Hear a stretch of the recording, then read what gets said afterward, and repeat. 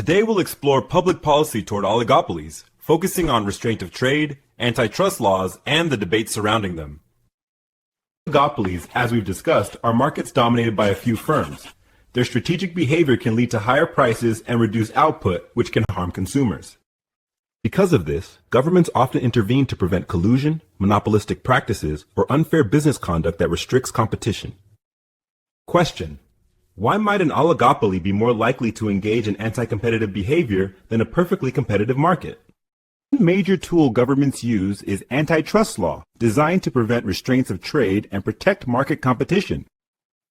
For example, in the U.S., laws like the Sherman Act, the Clayton Act, and the Federal Trade Commission Act target collusion, price fixing, and other practices that reduce competition.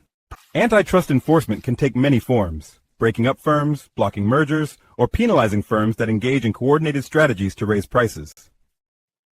Historically, antitrust law has been applied to industries ranging from railroads and oil in the early 1900s to technology and telecommunications today. One challenge policymakers face is distinguishing between aggressive but legal competition and illegal collusion. May naturally raise prices or reduce output due to market conditions without ever forming a cartel. Regulators must carefully evaluate intent and effect.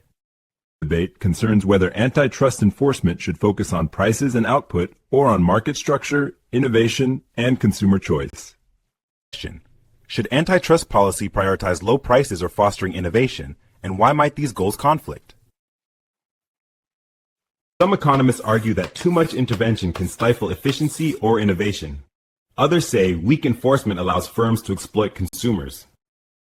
For instance, breaking up a large tech company might lower prices in the short run, but could reduce resources for research and development.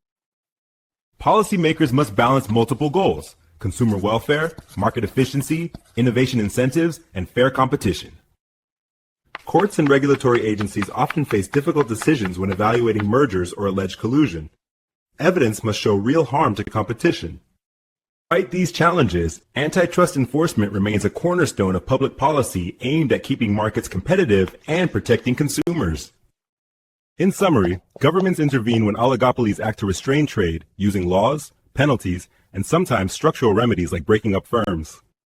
But controversy continues over how aggressive policy should be, which markets to target, and how to weigh short-term versus long-term effects.